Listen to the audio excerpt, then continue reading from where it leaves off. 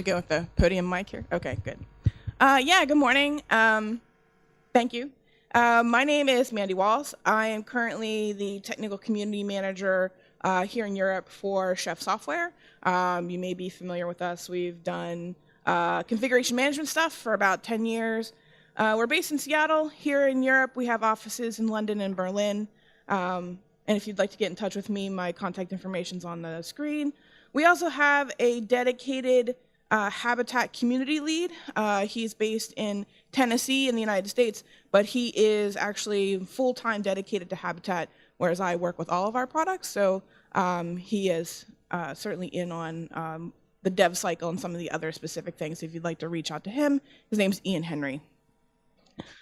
So Habitat, what is Habitat? What is Chef doing with this weird thing? So Habitat is a relatively recent project of ours. It's completely open source. And even the website for habitat.sh is open source, so you can check things out of our GitHub if you're interested in that. But what we were looking for was a way to help our customers work with new foundational changes in the way IT and applications are being delivered. So over the past several years of working with everyone from sort of web-first companies like Facebook to Fortune 500 banks and some of these folks, what we were sort of picking up, what we were learning was there's a lot of different places that people struggle.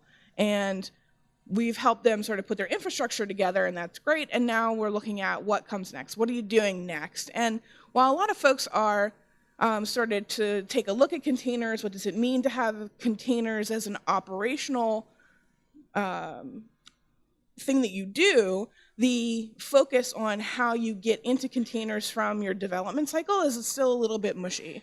So we've been looking at containers and the sort of pieces that go with them as a way of talking about delivering application automation versus what we had been doing before, which was infrastructure automation.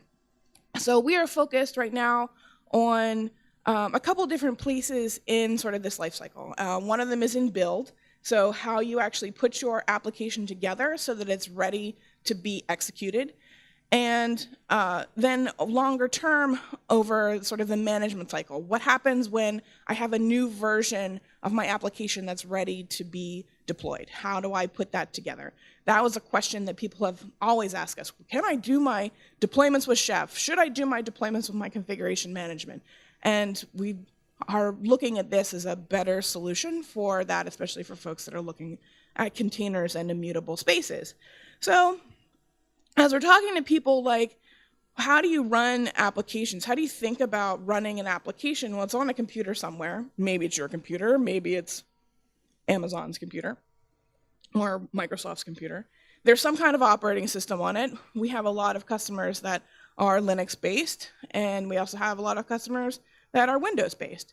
So there's lots of things there. You add some libraries, and depending on the version of your operating system, you may have libraries that you want that aren't included in the system packages, and there's a lot of other things that come into that. If you've been working in Linux for a while, you're more than familiar with how you get new Python on old distributions and things like that. Then you need some configuration. You have to figure out how to stop it and start it. And all of the changes that happen upstream in your operating systems have to somehow get down into how your applications run and behave, or do you hook them into your systemd and all these other components that come into your environment. So while we were hoping to manage complexity, especially as configuration management professionals, what we found was that we were just moving it around. Like there's other places that complexity then pops up. And this piece of code is just from a chef cookbook where you're trying to figure out how to behave on a specific kind of operating system. And since we support all kinds of Linux distributions plus other versions of Unix plus Windows and stuff like that, there's a lot of other decisions to make about how things need to behave. And we found that we were doing a lot of extra work, and there's all this other institutional knowledge around how to make all this stuff work on what are essentially not dissimilar operating systems, but even just figuring out what happens between Amazon Linux and Red Hat versus CentOS versus Debian versus Ubuntu versus like the one customer that we has that has Arch Linux on all their workstations, like figuring out all of these components so they work for everybody, ends up having a lot of additional complexity. It's just now moved to a different place. So we started looking at Habitat, and we launched Habitat as a public project in June of 2016. So it's not old in open source time, but it's old in internet time, I guess, right? So like a year and a half feels like forever in internet time. But we were hoping to sort of manage a bunch of these things and help people as they're thinking about moving to microservices and talking about immutable architectures and these other kinds of new things. And over the time, like also help them make their workflow smoother, where you have one tool and you have lots of targets for where that application needs to go. So what Habitat gets you, and what we hope it gets you, is that you can defer some decisions to runtime, like configuration and things like that. For immutable architectures, for build once, run everywhere kind of hopeful lifestyle, we want to be able to say, well, when I get to development, here's my config. When I get to staging, here's my config. And have those things be surfaceable in a meaningful way. We also wanted to get away from these sort of shadow artifacts that are hard to manage. So as we talk to customers, a lot of the things they come to us with are, how do I make sure my dev, test, production environments are all exactly the same? Well, we can help you do that with configuration management. We can also take a step back and say, well, here, maybe we'll build you something else that helps you do that. We also wanted repeatable builds, so that sort of the same idea. I don't want to accidentally upgrade something in my build servers and have that become part of the artifacts for my production requirements, things like that. We also looked for agnostic packaging because we're constantly dealing with the differences between debs and RPMs and tarballs and all these other deployment artifacts. We wanted something that was a little bit more flexible, and of course we go back to first principles, and what's under the hood here is actually tarball with some other junk in it. But we didn't want to be, as we've learned building enterprise software over the past 10 years, managing our build process to produce packages for every platform is also very, very hard. So stepping back from that craziness. We were also looking at service runtime and discovery. There's a lot of other work being done in this part of the field. So not just with container management, with things like Kubernetes and all these other things, but also stuff like service meshes and other components that way. Stuff like HashiCorp's is a console that helps you sort of manage all these things. And there's a lot of very heavy solutions to this, and we were looking for a sort of lighter solution to this. And the part of that comes into this as well. And as I expressed earlier, configuration exposed via API, so that as your artifacts continue to run and you need to change their configuration, you can do that. And finally, we do package signing. So I'm going to flip over to some of the other things that I have here. And what I'm hoping is that I can give you a bit of a demo with some of the things that I have going on. So Habitat in and of itself is, it's sort of one binary. So you can download it from habitat.sh. And it has a bunch of different things that it does. So it has a couple of different roles in the workflow. So I'm just going to kill one of these off here so you can take a look at it. And what I'm doing is I'm running a bunch of services via Habitat. And they are built together in a cluster to run the same application and talk to each other. So what Habitat has is two sort of components in it, the way I have it set up right now. There is a native supervisor that was originally sort of derived from Runit. So if you were ever familiar with Runit, which was kind of popular in the Ruby community, that's kind of where we started. And we've sort of worked around with it and sort of moved away from it a little bit, but that's sort of where it started. So it allows me to start up a particular package that I have built. It's my application that's been encapsulated in an artifact that lives in a depot. We'll take a look at that too. And it gives me the ability to say, to build these sort of clusters out in different stages of my workflow. So I can say development, or I can say staging, or whatever. In this case, I'm running a staging group. I have told them that they need to be leader follower, which is another topology option. And I give them a strategy for doing updates if I publish a new one, which we'll take a look at in a few minutes. And then I tell it to find one other IP address. And that IP address sort of acts as the anchor to my supervisor mesh. And the supervisors themselves have their own life. It's its own application inside of the same package. So I'm only passing around one artifact that has my application code, all the things my app needs, plus this supervisor sort of all packaged up into them together.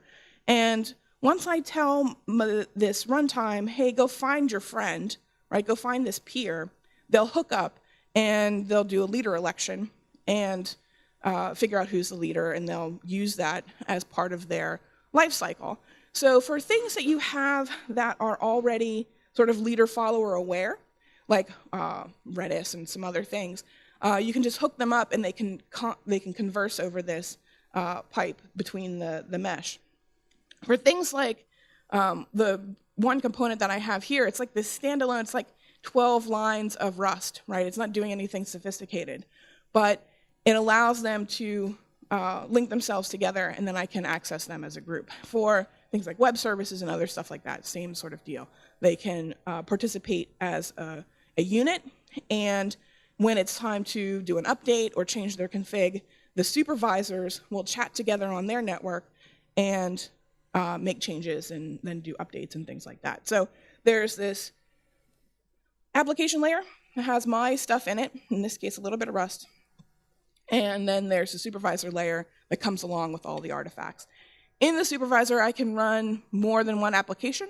I just happen to have one in there right now. So the whole thing gets this great big long incantation, but it's sort of little pieces that work together to build a pretty sophisticated thing. So I'm going to start this back up so that they know where they are. And we'll let them sit for a minute. So part of how this gets done, and let's go to GitHub while we're here, is I have my project. In this case, like I said, it's a one script Rust application. And I've put in a subdirectory for Habitat configurations. So Habitat being sort of an external tool to my application, I'm telling it, well, this piece of the config, this piece of my build process is going to live with the app. In this case, off the top of my application code, off the top of my repo, is a first subdirectory called Habitat. And there's only a couple things that really need to go in here by default. The entire process can be pretty complex. There's a lot of things that could go in here, but because this application is pretty simple, there's not a whole lot here.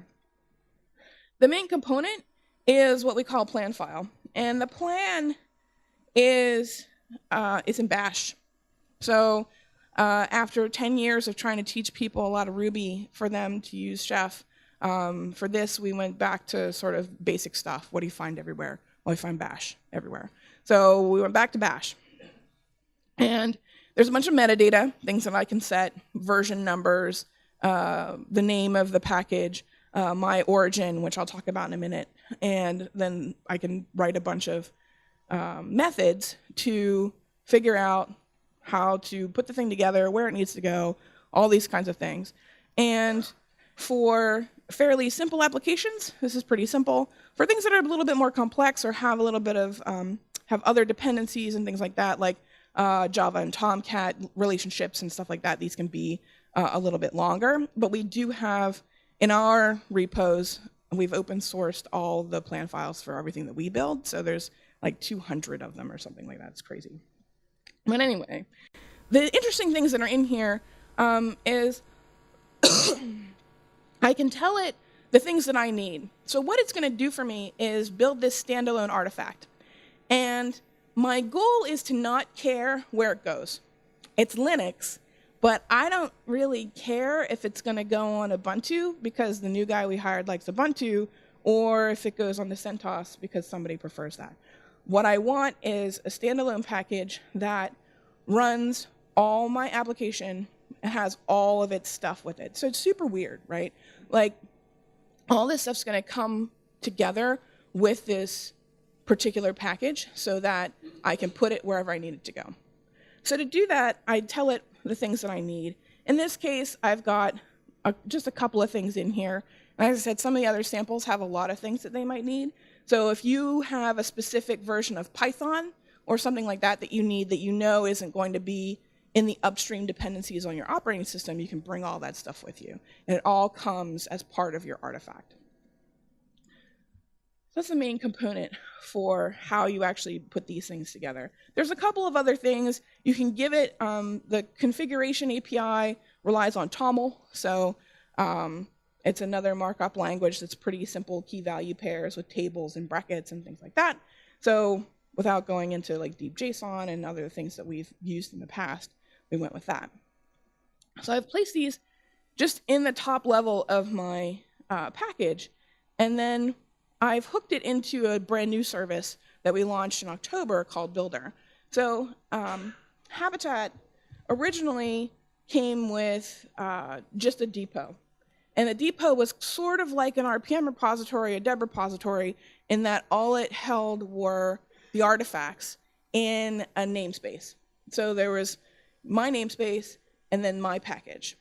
And we're still doing that, but we've added an additional service to actually build these things for you. So before this, and if you wanted to do these all internally to your own network, the Hab tools came with a build environment. So it creates a little busy box and brings in the things that you need and makes its own little dungeon, right? So it's like everything's encapsulated in this one dark place. And at the end, it spins all that out and you have these tiny little artifacts and you can share them around. In October, we launched this build thing, which allows us to say, hey, you know what? People just want to hook stuff up to their GitHub repositories and then make stuff happen. So let's see what we can put together. So what we did was we wrote an app to configure into GitHub that allows you to say, all right, this repo has a plan file in it, has my Habitat directory in it, and yo, Habitat Builder, find this, and anytime I make a change in this repo and check things in, it's going to kick off a new build. And it will automatically become part of the things that are listed under my namespace in this particular package. So I have my package, this container sched backend thing, and I have one major version of it, so I'm still working in 0.1.0, but I have a bunch of releases that I've made. So you can see that some of them were originally built with Builder. They have like this Builder tag on them, and then the old ones were built without Builder. I also have the ability to set channels, so I can say, all right, this is a new build, it's unstable. And I can tell my clusters as they're running, don't pull from unstable, pull from stable. I can be very explicit about the channels that they're pulling from, so I can do these workflow divisions with the things that I need. So I'm going to go back to my slides, but what I'm going to do in the meantime, I'm going to kick off a new build of my application here. And I'm going to cheat and use the editor right in the GitHub. And we're just going to say, instead of my favorite color, we'll say LinuxLab's favorite color. And we'll save that, commit it out. Okay, so I've officially made a change in my GitHub repository. And here in Builder, there's a button here that says Build Latest Version. Now, eventually this can be, this will be automatic, it will pick things up. We've had some scaling issues with the Builder processes, so right now we're only automatically building our own stuff. The things that actually relate to Habitat and its dependencies, so we'll kick that off. It shows me that there is a build running, and I can follow along with this, and it's bringing in all of the requirements and setting up an environment and doing all these things in the background. So we'll let that run for, I think it takes 3 minutes, and we'll see how it comes back.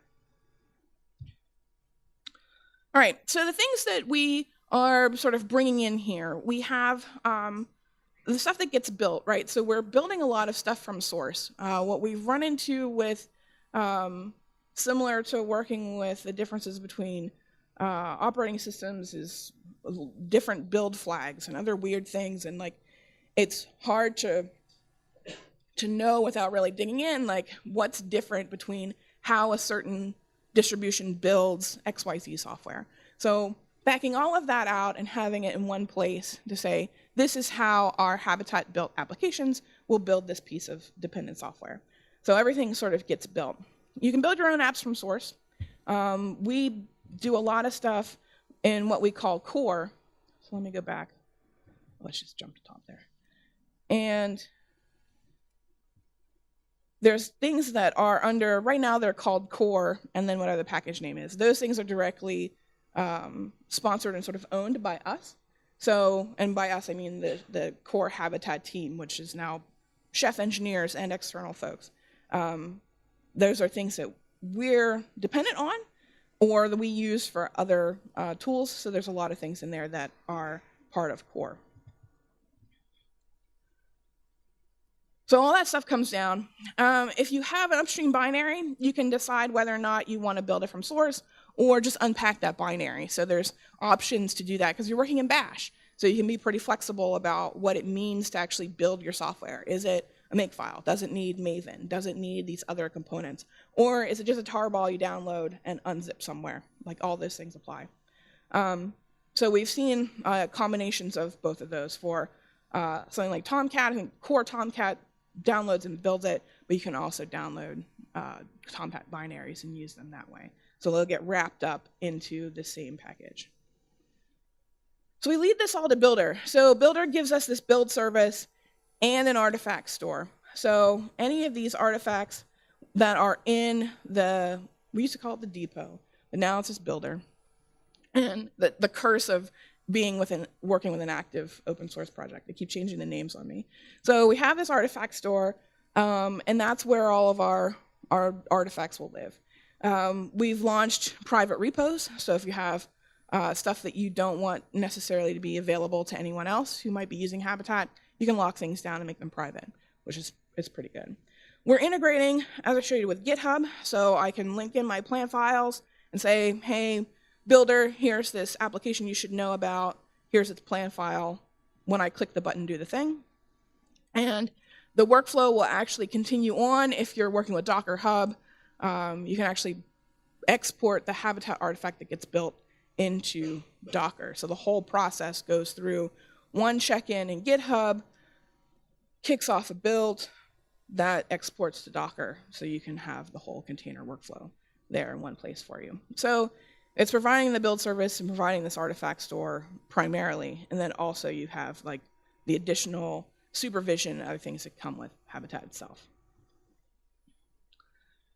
So like I said, we hook our GitHub repo, we add our Habitat files, and then off it goes.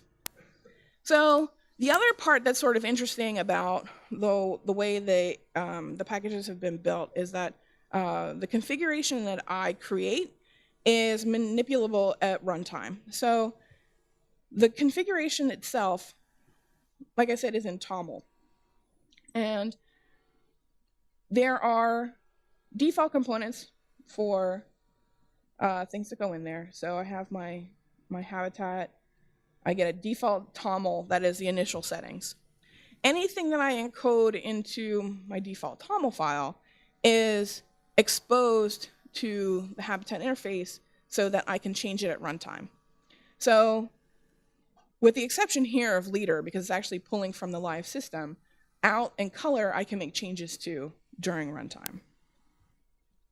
So let's check in on our cluster here and see how we're doing. Looks like, looks like we got a partial update and something didn't want to go. So one of my apps has made the update. I wonder why the other ones didn't. Let's try them out here. See if we can goose them. Anyway, the idea is that once I make a change in my container, or not my container, in my application in GitHub. I've published it to the repository. In theory, I'm not sure why it didn't work. My applications that are set to watch the unstable channel, the write from build channel, should pull it down and update. In the case of what I have here, I've got a dev cluster, and it has decided that only one of them has updated so far. And the interesting part about the leader follower and update algorithms is you can see the top one here says I'm a follower. That's just some junk that's coming out of the Rust application. And it has chosen explicitly to pick a follower to do the first update in case something happens and it doesn't go well and it crashes. So there's another node in the cluster that's actually working as the cluster leader right now, and that one was not chosen as the first update. So in theory, it did the right thing, and it seems to think that something has failed, and I'm not sure why. But we'll move on. So something else I can do, I have another cluster that I have named my staging cluster. And staging is protected from my changes into the unstable channel because I've told it to watch a different channel. So my build process has two channels, unstable and stable. And my dev cluster is watching unstable, my staging cluster is watching stable. So hopefully, and this worked this morning, so we'll hope that it does. We're gonna go ahead and I'm gonna promote my last build to stable. And there's a bit of an incantation, so I'm on the upper left there. So have package promote, and I give it the name of my namespace, and then the package that I'm working with, the version, and then I need to build. So in Habitat land, every build is timestamped. So these all have completely unique build numbers at the lowest level, right? So I have my build number based on the time that I built this today. So here's the latest build that I have kicked off. This should be the one that changes my output to LinuxLab's favorite color. So here's my build number, and I'm going to actually promote this. You can see on the screen right now that there's a builder ID and it's unstable. So we're going to promote it.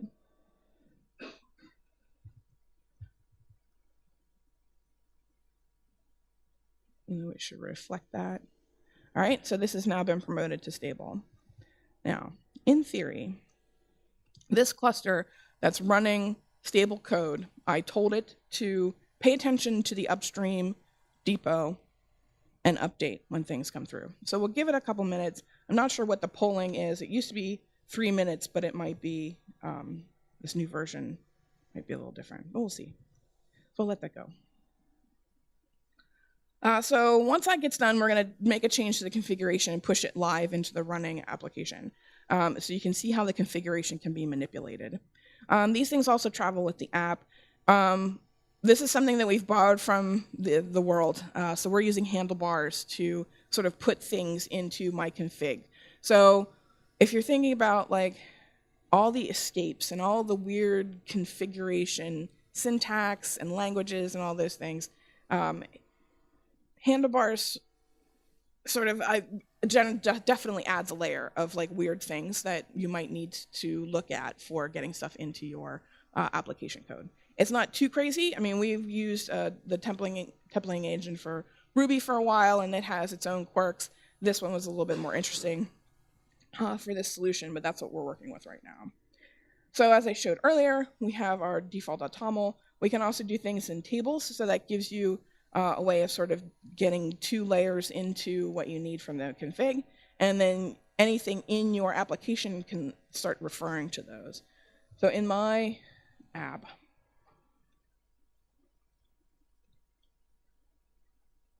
I'm actually pulling it into some components, and I don't have to dig around. I don't have 2 layers here. I have one top layer called myconfig, which is how it gets translated into my application. If I had multiple levels of the TOML file, it just comes in then as it unwraps, depending on your language, as different layers of a hash. Okay. So we've talked a bit about all the builder stuff. One caveat as we've been working with this, you do need internet. Everything I've done so far has been on the internet. Right now, you can build stuff inside your own network. So sort of, it's still dependent on a lot of upstream dependencies. So all the things that I use for my Rust application, a lot of those live in the depot, and I'm just pulling them down.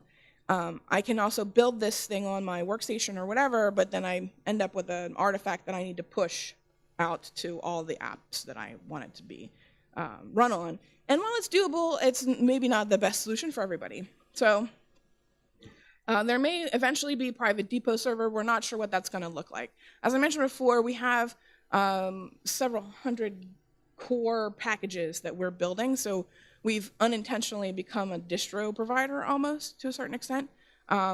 So there has to be a way for you to get hold of those updates from us.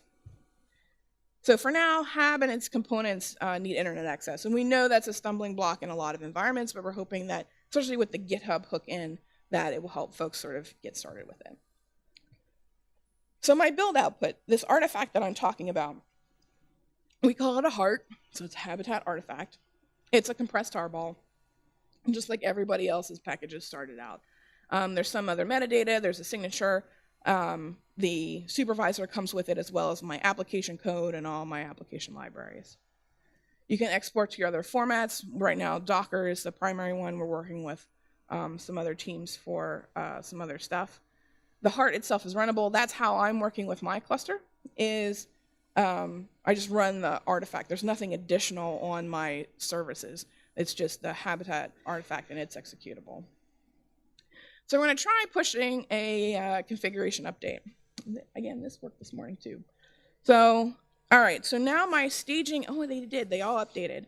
So all my staging nodes, let's see if we can find where they actually did it. So you see the original notice was my favorite color. And then I get from the supervisor, so in cyan here, the supervisor is telling me that I'm updating from this old version of the container, right, of my old version of my container sched backend thing to this new version. So there's a new build.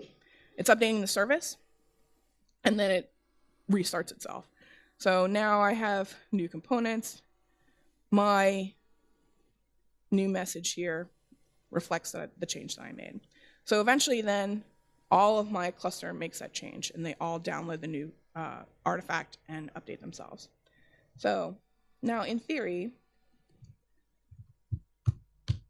I should be able to give them a new color. So let's say right now our favorite color is orange, because that seems pretty prevalent, right? There's a lot of orange around here this morning. And I'm going to tell this cluster I have a new configuration for them. And they increment like DNS increments. It's like an artificial sort of just make sure it's at least one more sort of thing. So there's no significance to the number 8, only that I've already pushed 7 other changes into these. But I'm doing hab config apply, which goes out and talks to the supervisor on the node that I specified, which happens to be the current leader of the cluster. And I'm telling it to say, hey, for these groups of applications, which are containers sched backend in the staging environment, throw in this new configuration, and I've encoded it into a TOML file, which is super handy if you want to make a lot of changes. If you have several things that you need to change between your, say, dev and production environment, you can give them all a bunch of dumb defaults and then publish these TOML files to make them update. So let's see if we can get these to change their color. There they go. That actually worked. Yay. So now our favorite color is orange. And if I need to make a change again, I can push a new TOML configuration into these as well.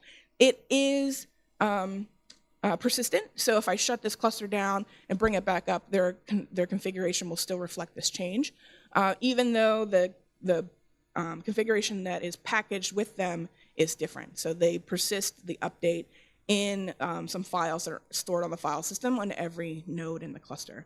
So hab itself lives in /hab, so it's separate from everything else that's on your system. So if you're bringing in some weird version of Python or a different version of Ruby, all of these things end up being completely segregated from everything else that's on your system. It's part of the way I don't have to care about what my operating system is. So I'm going to shut this cluster down. And you can actually, let me bring the other one up here. One of these is an Ubuntu box, and the other two are CentOS. They're all running the same application. They're running the same version of that artifact that I built. All of the things that that particular Rust app needs come with the Habitat initialization.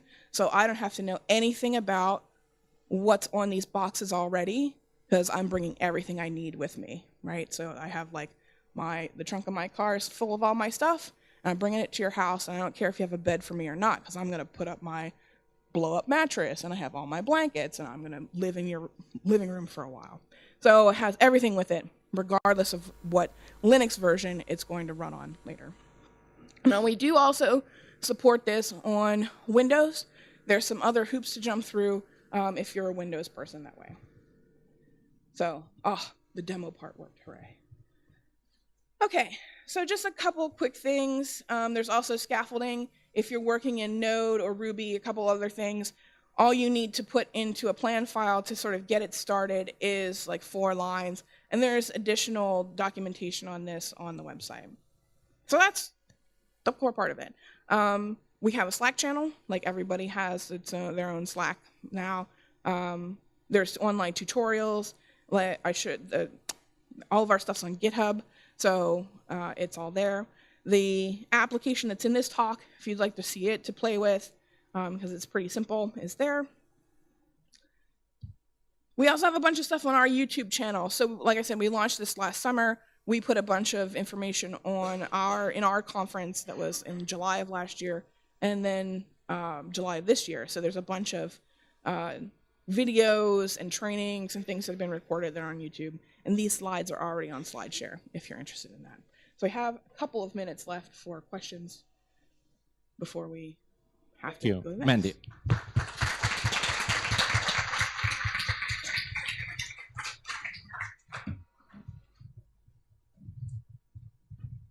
Hi. So I was wondering, you said that you have clusters with peers, one of which is the leader and so on. Mm-hmm. How do these peers communicate with each other? And how do you, from your desktop, communicate with the peers? Yeah, so the peers have their own network they set up behind themselves. So as part of the way the supervisor sort of lives, there is sort of this additional, the supervisor application itself. So they find each other, and when I launch these services, they don't necessarily have to be launched in order, but I need to tell them how to find each other. So for right now, it's manual, where I know at least one IP address, and I'm just kind of like going out to my other nodes and rolling them up and saying, hey, go find this particular service or your buddy on this IP address. And if there's multiple things running under that supervisor, they'll hook together based on the name of their package and their sort of channel name. So you can see in my, this is one here. I told it, here's my peer. This one also is the peer. This machine happens to be that IP address. So they're all hooking in together. We have time for one more question, if you have.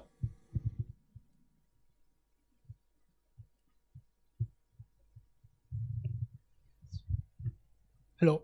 It's a similar question, but this kind of mesh network or overlay network, what is the purpose is only for distributing configuration to all the node participating in the cluster, or we can use also for intercommunication between the application? Yeah, they can communicate if your application's sort of knowledgeable of what's going on there. It can get into the environment and pull that information out. So they can actually figure out things about the things that are on the ring. The configuration, sort of the most common use, is that it allows them to share the information about the configuration as well as those updates. So when a new artifact is published, then the leader is the one that's checking with the depot on a regular basis and says, hey, here's a new thing. One of you go figure out what that looks like and bring it down. So there's a couple of different jobs that they do. There's plans for more stuff in the future, but that's where it is right now. Okay, now we do not have any time anymore. So thank you, Mandi. Thanks.